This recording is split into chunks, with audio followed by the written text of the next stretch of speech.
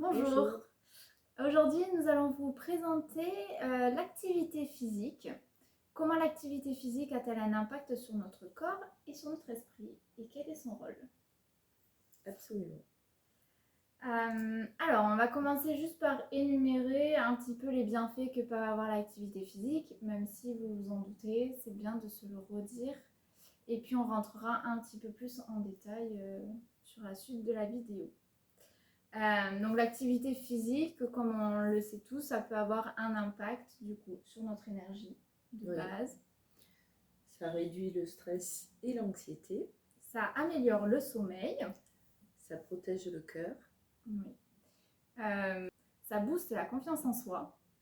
Et ça renforce les articulations aussi, les os. Et régule aussi notre système cardiaque. Donc le sport, qu'est-ce qu'on pourrait déjà, on va dire, préconiser aux gens qui ne sont pas sportifs de base et comment on peut commencer à se motiver, à s'y mettre tout simplement. Je dirais que déjà, soit on se motive mais tout seul, ou soit on essaye de trouver une amie ou un ami qui est assez motivé pour faire quelque chose à deux ou en groupe, pourquoi pas. Enfin voilà, après, trouver les personnes qui sauront vous motiver à faire du sport, ou pourquoi pas quelqu'un qui est sportif et qui vous dit on va aller marcher, tout simplement. Pour commencer, peut-être faire une demi-heure de marche tous les jours, histoire de reprendre un peu l'activité physique. Si on est trop fatigué, on passe à un quart d'heure par jour. Et puis petit à petit, on intègre d'autres choses dans le quotidien. Au lieu de prendre l'ascenseur, monter l'escalier, privilégier de marcher plutôt que de prendre la voiture. Enfin voilà, essayer le vélo, si vous êtes en ville et que vous avez un vélo. Voilà, ou le vélo. Il y a plein d'astuces. Oui. Je suis d'accord. Déjà, juste se mettre en mouvement, commencer, effectivement, comme tu disais, aller marcher un petit peu, des choses comme ça. Là, en plus, en ce moment, c'est quand même la saison qui est un peu plus simple que l'hiver. Oui, alors par contre, c'est vrai qu'il ne faut pas marcher avec 40 degrés. Voilà. Hein. Le matin, le soir. Privilégier le matin tôt, le soir tard, pour être mieux et pas souffrir en plus de la chaleur. Parce que là, si vous reprenez une activité physique et qu'en plus vous avez la chaleur, bon, ça risque de ne pas faire un bon combo.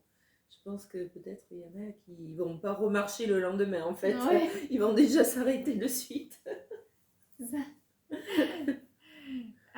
Est-ce que tu veux bien nous parler un peu, toi, de ton parcours sportif?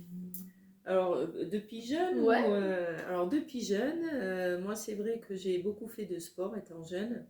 Déjà, je me déplaçais tout le temps en vélo. Ça, c'était mon hobby. Et ensuite, suite à un problème, on va dire, cardiaque, j'avais un petit souffle au cœur. On m'a préconisé de faire du sport.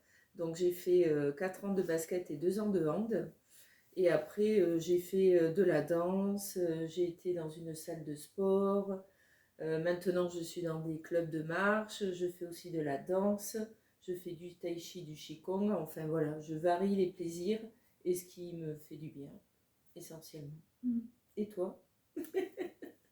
Moi, j'ai commencé très jeune, puisque j'ai commencé à l'âge de 4 ans le sport. Dans notre famille, alors mes parents, enfin ma mère est très sportive, mon père pas du tout, mais en tout cas, ça a été une valeur qui m'ont apporté. Donc, j'ai commencé par la danse classique, truc un peu de toutes les petites filles. Le rêve d'être dans un ballet, bon, c'était pas du tout mon truc. Donc, au bout de 2 ans, j'ai dit à mes parents, là vraiment, je m'ennuie, ça va pas être possible de continuer. Puis j'avais une prof qui était très stricte, pas très cool. La danse classique, c'est toujours un peu strict. C'est un peu spécial comme monde. Et puis, du coup, j'ai changé avec la gymnastique. D'accord. Donc, la gymnastique des 4 agrès. Et puis, c'est devenu une vraie passion. J'ai jamais arrêté jusqu'à l'âge de mes 19 ans. Voilà, il faut savoir que la gymnastique, une fois qu'on est majeur, on est un peu mis à la poubelle et on peut plus faire de compétition. Ouais, t'es trop vieille. Voilà, t'es trop vieille déjà. Bon, bah, c'est comme ça. Et puis voilà, je commençais mes études, donc après déménagement, etc. Donc Oui. forcément, j'étais plus. Changement de... Ouais, de vie un peu. Mais j'ai quand même repris après quelques années plus tard, en revenant justement sur la région bordelaise, dans un club où ils faisaient des cours pour adultes. Donc là, plus du tout de compétition ni quoi que ce soit, c'était vraiment du loisir pur. J'en ai refait pendant 2 ans. Et à côté, en même temps, je me suis inscrite dans une salle de musculation. Et depuis, ben, je suis toujours inscrite. Voilà. Voilà. Pour moi, clairement, le sport, c'est un peu une addiction. J'ai du mal à vivre sans. On va le voir pourquoi ça devient une addiction aussi, le sport. Oui, voilà. Alors moi, l'addiction, elle a été un peu coupée avec les 2 enfants, si tu veux. Ouais. Donc, il y a eu moins d'addiction, mais toujours quand même une addiction à garder une activité physique et à faire quelque chose, quoi. Ouais. Parce que on sait que ça améliore plein de choses, et aussi le sommeil, et puis dans le quotidien. Donc, c'est vrai que c'est addictif, quand même. Et pourquoi c'est addictif? Alors, bah, tout simplement pourquoi? Parce que ça sécrète des hormones quand on fait du sport, en particulier l'adrénaline, on le sait. C'est un peu un booster quand même de notre énergie, l'adrénaline. Et puis, ça augmente aussi toutes les hormones qu'on peut trouver, la dopamine qui est l'hormone du plaisir. En tant que femme, au niveau des oestrogènes et des progestérones, c'est pareil, ça peut booster un petit peu les testostérones, même si on en a moins pour nous, en tout cas pour les hommes. Oui. Ça augmente aussi. Et ça fait que forcément, ça nous rend un peu plus addicts en sécrétant davantage d'hormones que quand on fait rien. Et puis, je pense qu'il y a un autre truc sur lequel ça joue aussi, c'est le mental. Personnellement, à la base, je suis quelqu'un de stressé et je pense que ça a été un peu mon refuge et c'est ce qui m'a aidé aussi toute mon adolescence et toute ma vie adulte à diminuer un peu mon anxiété, mon stress. En faisant du sport, ça me permettait d'évacuer. Je trouve que quand on est au sport, on est dans notre bulle, il n'y a plus rien qui se passe, on est dans notre truc et voilà. Et puis le fait d'être concentré sur nos muscles, sur notre corps, ça nous permet de se reconnecter à soi et d'oublier un peu le quotidien. Moi, c'est le yoga qui m'a aidé dans l'anxiété, parce que jeune, on est toujours un peu anxieux quand même. Et le yoga m'a beaucoup aidé. J'en ai fait pendant 10 ans sur Bordeaux avec un prof qui était génial. Et c'est vrai que ça m'a aidé dans la respiration, dans plein de choses. Et du coup, après, j'avais plus ce stress et du coup, c'était plus facile de faire du sport à côté. Et en plus, le yoga qui me permettait de pouvoir plus m'axer sur la respiration, quoi. Tu vois, pour être un peu plus zen. Oui, je crois qu'en vrai, ça calme le sport dans tous les cas. D'ailleurs, souvent, c'est ce qui est préconisé quand on a un enfant un peu speed, un peu actif. Tout à fait. Tout simplement, en fait, ça permet de décharger de se défouler, et d'évacuer un petit peu tout ce qu'on peut avoir en trop qui est pas nécessaire. Toutes les tensions du quotidien qu'on garde et puis qui, dans le temps, créent d'autres choses, et c'est mieux de les évacuer en faisant du sport ou ce qui nous fait plaisir, en fait. Oui. Si c'est la danse, c'est la danse. Oui, peu importe après, le sport, en fait, il n'y a pas de règles. Par exemple, moi, c'est vrai que je suis passionnée de salsa. À un moment donné, je dansais et ça me permettait d'évacuer les tensions que je pouvais avoir à l'intérieur. Donc, je pense qu'il y a le sport, la danse, enfin, voilà, ce qui nous plaît, quoi. En fait, ce qui nous parle, ce qui nous fait vibrer. Ouais, c'est ça. Puis après, je pense qu'il y a une autre chose qui est quand même importante dans le sport, c'est en vieillissant, on sait que notre corps, il change, il se modifie, et encore plus les femmes pour la ménopause, ou après avoir un enfant, enfin voilà. Il y a beaucoup de choses qui se passent dans le corps, et c'est hyper important pour justement un peu réguler ça. Oui. Réguler le poids, éviter de prendre trop de kilos. Ça va stabiliser ou diminuer même le poids pour les personnes qui essaient de perdre du poids.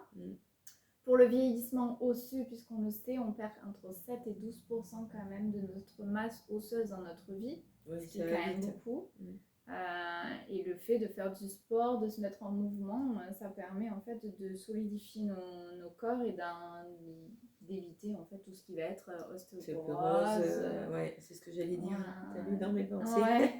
Les maladies rhumatismales. Oui, Donc voilà, ça va diminuer aussi l'inflammation. Comme les étirements, c'est préconisé après le sport parce que justement, ça évite aussi tous ces problèmes osseux dans le temps et en vieillissant qui peuvent être très désagréables. Oui.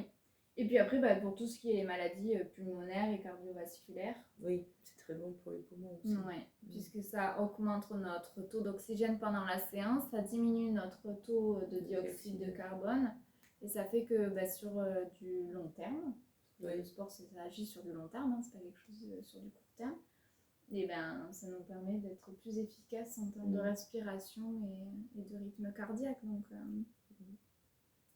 Donc c'est intéressant aussi sur tout cela. Oui. Et puis du coup, si on fait un parallèle avec notre vidéo précédente sur le sommeil. Oui, tout à fait. Comme on en a parlé un petit peu pendant cette vidéo-là, mais du coup, le fait de faire du sport, pareil, ça nous décharge, ça nous déstresse, ça nous repose, ça nous remet en énergie. Ça fait que forcément, le sommeil est meilleur, il est plus réparateur. Ouais. Et puis en plus, nos muscles en ont plus besoin aussi pour récupérer, ce qui n'est pas néfaste, puisque du coup, on a un sommeil un peu plus profond que, tout à fait. Quand on a un sommeil plus récupérateur, je pense, quand on fait du sport.